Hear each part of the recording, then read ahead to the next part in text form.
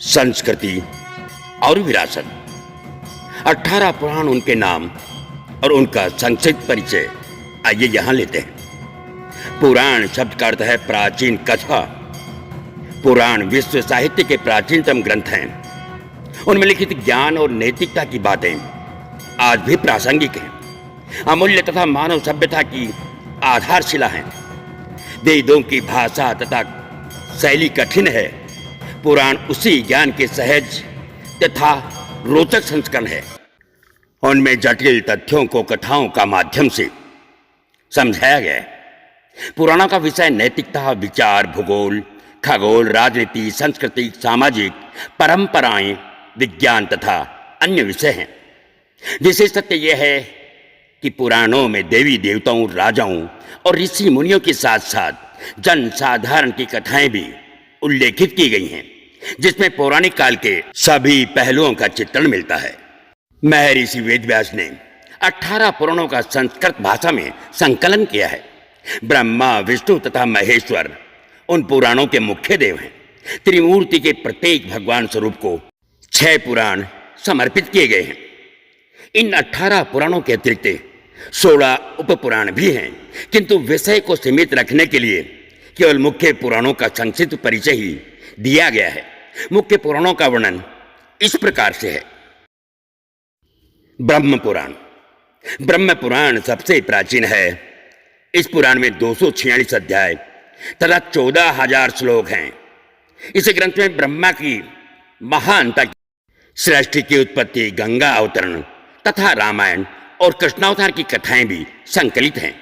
इस ग्रंथ में सृष्टि की उत्पत्ति से लेकर सिंधु घाटी सभ्यता तक की कुछ न कुछ जानकारी प्राप्त की जा सकती है। पद्म पुराण।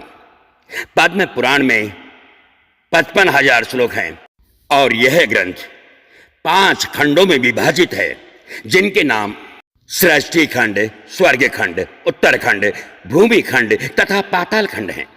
इस ग्रंथ में पृथ्वी, आकाश तथा नक्षत्रों की उत्पत्ति के बारे में उल्लेख किया गया है। 4 प्रकार से जीवों की उत्पत्ति होती है, जिन्हें उदिभज, स्वदेज, अंडज तथा जरायुज की श्रेणी में रखा गया है। यह वर्गीकरण पूर्णतः वैज्ञानिक है। भारत के सभी पर्वतों तथा नदियों के बारे में भी विस्तृत वर्णन है। इस पुराण में शकुंतला, दुष्यंत से लेकर भगवान श्री राम तक के कई पूर्वजों का इतिहास है। शकुंतला दुष्यंत के पुत्र भरत के नाम से हमारे देश का नाम जम्बू द्वीप से भरतखंड और तत्पश्चात भारत पड़ा था। विष्णु पुराण। विष्णु पुराण में 6 अंश हैं तथा 23,000 श्लोक हैं। इस ग्रंथ में भगवान विष्णु, बालक ध्रुव तथा कृष्णावतार की कथाएं संकलित हैं। इसके अतिरिक्त सम्राट पृथु की कथा भी शामिल है, जिसके कारण हमारी धरती का नाम पृथ्वी पड़ा था।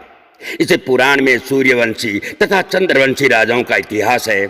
भारत की राष्ट्रीय पहचान सदियों पुरानी है, जिसका प्रमाण पुराण में लिखित एक श्लोक के द्वारा। साधारण शब्दों में इसका अर्थ है कि वह भौगोलिक क्षेत्र जो उत्तर में हिमालय तथा दक्षिण में सागर से घिरा हुआ है, भारत देश है तथा उसमें निवास करने वाले सभी जन भारत देश की ही संतान हैं। भारत देश और भारतवासियों को इसे स्पष्ट पहचान और क्या हो सकती है। विष्णु पुराण वास्तव में एक ऐतिहासिक ग्रंथ है। शिव पुराण।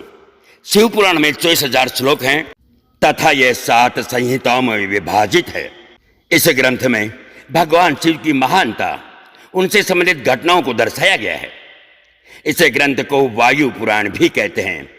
इसमें कैलाश पर्वत, शिवलिंग तथा रुद्राक्ष का वर्णन और महत्व, सप्ताह के दिनों के नामों की रचना है। प्रजापतियों तथा काम पर विजय पाने के संबंध में वर्णन किया गया है। सप्ताह के दिनों के नाम हमारे सौर मंडल के ग्रहों पर आधारित हैं और आज भी लगभग समस्त विश्व में प्रयोग किए जाते हैं। भागवत पुराण। भागवत पुराण में 18,000 श्लोक हैं तथा 12 स्कंद हैं। इस ग्रंथ में आध्यात्मिक विषयों पर वार्तालाप है। भक्ति, ज्ञान तथा वैराग्य की महानता को दर्शाया गया है।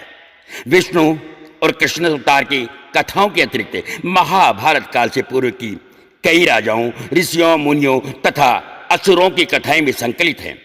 इस ग्रंथ में महाभारत युद्ध के पश्चात श्री कृष्ण का देह त्याग, द्वारिका नगरी के जलमग्न होने के साथ ही यादव वंशों के नाश तक का विवरण भी दिया गया है।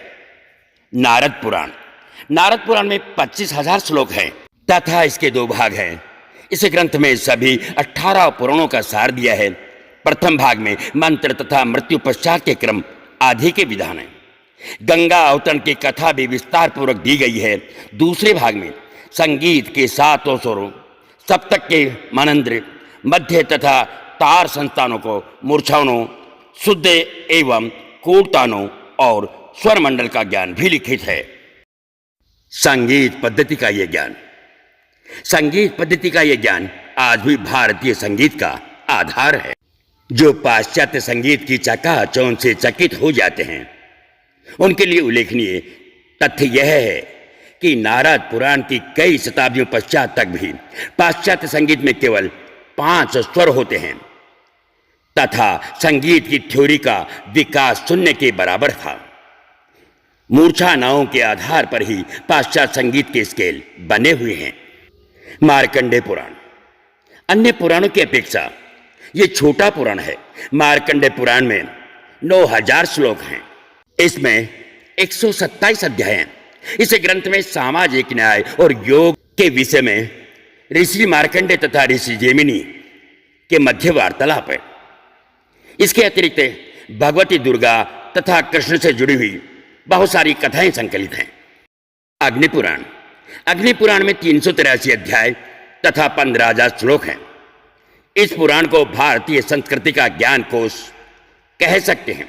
इस ग्रंथ में मत्स्यावतार, रामायण तथा महाभारत की संक्षिप्त कथाएं हैं। इसके अतिरिक्त कई विषयों पर वार्तालाप है, जिनमें धनुर्वेद, गांधार्व वेद तथा आयुर्वेद मुख्य है। धनुर्वेद, गांधार्व वेद तथा आयुर्वेद को उपवेद भी कहा जाता है। भविष्य पुराण। भविष्य पुराण में 129 अध्याय तथा 28,000 श्लोक हैं। इस ग्रंथ में सूर्य का महत्व, वर्ष की 12 महीनों का निर्माण, भारत की सामाजिक, धार्मिक तथा शैक्षिक विधानों आदि की विषयों पर वार्तालाप है। इस पुराण में सांपों की पहचान, विष तथा विषदंशी संबंधी महत्वपूर्ण जानकारी भी दी गई है। इस पुराण की कई कथाएं बाइबिल की कथाओं से भी मेल खाती हैं। इस पुराण में पुराने राजवंशों के अतिरिक्त भविष्य में आने वाले नंदवेश, मौर्य वंशों, मुगल वंश, छत्रपति शिवाजी और महारानी विक्टोरिया तक का वृत्तांत भी दिया गया है। ईसा के भारत आगमन तथा मोहम्मद और कुतुबुद्दीन ऐबक का जिक्र भी इस पुराण में दिया गया है। इसके अतिरिक्त विक्रम बैताल तथा बैताल 25 की कथाओं का विवरण भी। इसी के साथ साथ सत्यनारायण की कथा भी इसी पुराण से ली गई है। यह पुराण भी भारतीय इतिहास का महत्वशाली स्रोत है, जिस पर शोध कार्य करना चाहिए। ब्रह्मा विवर्ता पुराण। ब्रह्म विवर्ता पुराण में 28,000 श्लोक तथा 218 अध्याय हैं। इस ग्रंथ में ब्रह्मा, गणेश, तुलसी, सावित्री, लक्ष्मी, सरस्वती तथा कृष्ण की महानता को दर्शाया गया है तथा उनसे जुड़ी हुई कथाएं संकलित हैं। इस पुराण में आयुर्वेद संबंधी ज्ञान भी संकलित है। लिंग पुराण। लिंग पुराण में 11,000 श्लोक और 163 अध्याय हैं। सृष्टि की उत्पत्ति तथा खगोलीय काल में युग, कल्प आदि की तालिका का वर्णन है। राजा अम्बरीश की कथा भी इसी पुराण में लिखित है। इस ग्रंथ में अघोर मंत्र तथा अघोर विद्या के संबंध में भी उल्लेख किया गया है। वराह पुराण। वराह पुराण में 217 स्कंद तथा 1,000 श्लोक हैं। इस ग्रंथ में वराह अवतार की कथा के अतिरिक्त भागवत गीता महात्म्य का भी विस्तार पूर्वक वर्णन किया गया है। इस पुराण में सृष्टि के विकास, स्वर्ग, पाताल तथा अन्य लोकों का वर्णन भी किया गया है। श्राद्ध पद्धति, सूर्य के उत्तरायण तथा दक्षिणायन, विचरणे, अमावस और पूर्णिमा के कारणों का भी वर्णन है।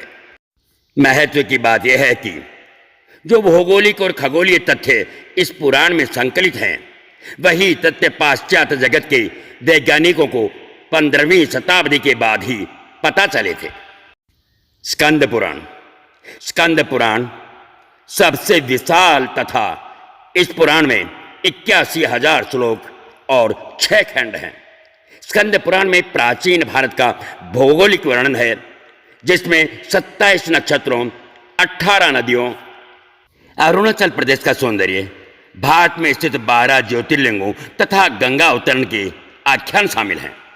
इसी पुराण में चाद्री पर्वत श्रृंखला तथा कन्याकुमारी मंदिर का उल्लेख भी किया गया है। इसी पुराण में सोमदेव, तारा तथा उनके पुत्र बुध ग्रह की उत्पत्ति की अलंकारमयी कथा भी है। वामन पुराण में 95 अध्याय तथा 1000 श्लोक तथा 2 खंड हैं। इस पुराण का केवल प्रथम खंड ही उपलब्ध है। इस पुराण में वामन अवतार की कथा विस्तार से कही गई है, जो भरूच, कच्छ, गुजरात में हुआ था। इसके अतिरिक्त इस ग्रंथ में भी सृष्टि, जम्बूद्वीप तथा 7 द्वीपों की उत्पत्ति, पृथ्वी की भौगोलिक स्थिति, महत्वशाली पर्वतों, नदियों तथा भारत के खंडों का जिक्र है। कूर्मा पुराण में 18,000 श्लोक तथा 4 खंड हैं। इस पुराण में चारों वेदों का सार संक्षिप्त रूप में दिया गया है। कूर्मा पुराण में कूर्मा अवतार से संबंधित सागर मंथन की कथा विस्तार पूर्वक लिखी गई है। इसमें ब्रह्मा, विष्णु, शिव, विष्णु, पृथ्वी, गंगा की उत्पत्ति, चारों युगों, मानव जीवन के 4 आश्रमों, धर्म तथा चंद्रवंशी राजाओं के बारे में भी वर्णन है। मत्स्य पुराण में 290 अध्याय तथा 14,000 श्लोक हैं। इस ग्रंथ में मत्स्य अवतार की कथा का विस्तारित उल्लेख किया गया है। सृष्टि की उत्पत्ति, हमारे सौर मंडल के सभी ग्रहों, चारों युगों तथा चंद्रवंशी राजाओं का इतिहास वर्णित है। कच्छ, देवयानी, शर्मिष्ठा तथा राजा ययाति की रोचक कथा भी इस पुराण में है। गरुड़ पुराण में 229 अध्याय तथा 18,000 श्लोक हैं।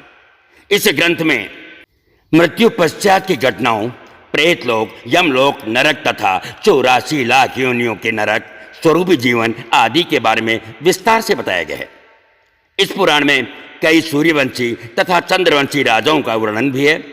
साधारण लोग इस ग्रंथ को पढ़ने से हिचकिचाते हैं, क्योंकि इस ग्रंथ को किसी संबंधी या परिचित की मृत्यु होने के पश्चात ही पढ़वाया जाता है। वास्तव में इस पुराण में मृत्यु पश्चात पुनर्जन्म होने पर गर्भ में स्थिति भ्रूण की वैज्ञानिक अवस्था सांकेतिक रूप से बखान की गई है, जिसे बैतरणी नदी आदि की संज्ञा दी गई है। समस्त यूरोप में उस समय तक भ्रूण के विकास के बारे में कोई भी वैज्ञानिक जानकारी नहीं थी। अंग्रेजी साहित्य में जन बनियन की कृति दी पिलग्रिम्स प्रोग्रेस कदाचित इस ग्रंथ से प्रेरित लगती है, जिसमें एक ओरिजिनलिस्ट मानव को क्रिश्चियन बनने के लिए प्रोत्साहित करते दिखाया है, ताकि वह नरक से बच सके। ब्रह्मांड पुराण में 12,000 श्लोक तथा पूर्व, मध्य और उत्तर 3 भाग हैं। मान्यता है कि अध्यात्म में रामायण पहले ब्रह्मांड पुराण का ही एक अंश थी, जो अभी एक पृथक ग्रंथ है। इस पुराण में ब्रह्मांड में स्थित ग्रहों के बारे में वर्णन किया गया है। कई सूर्यवंशी तथा चंद्रवंशी राजाओं के इतिहास भी संकलित हैं। सृष्टि की उत्पत्ति के समय से लेकर अभी तक 7 मनवंतर काल बीत चुके हैं, जिनका विस्तारित वर्णन इस ग्रंथ में किया गया है। परशुराम जी की कथा भी इस पुराण में दी गई है। इस ग्रंथ को विश्व का प्रथम खगोल शास्त्र कह सकते हैं। भारत के ऋषि इस पुराण के ज्ञान को इंडोनेशिया भी लेकर गए थे, जिसके प्रमाण इंडोनेशिया की भाषा में मिलते हैं। सनातन पौराणिक इतिहास की तरह अन्य देशों में भी महामानवों, दैत्यों, देवों, राजाओं तथा साधारण नागरिकों की कथाएं प्रचलित हैं। कुछ के नाम उच्चारण तथा भाषाओं की विभिन्नता के कारण बिगड़ भी चुके हैं, जैसे कि हरिकुल इससे हरिकुलिश, कश्यप सागर से केसपियन सिंह तथा शंभू सिंह से सिनुब सिंह आदि बन गए हैं। तक्षक के नाम से तक्षशिला और तक्षक खंड से ताशकंद बने गए। ये विवरण अवश्य ही किसी न किसी ऐतिहासिक घटना की ओर संकेत करते हैं। प्राचीन काल में इतिहास, आख्यान, संहिता तथा पुराण को एक ही अर्थ में प्रयोग किया जाता था। इतिहास लिखने का कोई रिवाज नहीं था और राजाओं ने कल्पना शक्तियों से भी अपनी वंशावलियों को सूर्य और चंद्र वंश से जोड़ा है। इस कारण पौराणिक कथाएं इतिहास, साहित्य तथा दंत कथाओं का मिश्रण है। रामायण, महाभारत तथा पुराण हमारे प्राचीन इतिहास के बहुमूल्य स्रोत हैं, जिनके केवल साहित्य समझकर अछूता छोड़ दिया गया है। इतिहास की विक्षिप्त श्रृंखलाओं को पुनः जोड़ने के लिए हमें पुराणों तथा महाकाव्यों पर शोध करना चाहिए, महाकाव्यों पर शोध करना चाहिए। जय श्री सीताराम जी, जय श्री सीताराम जी।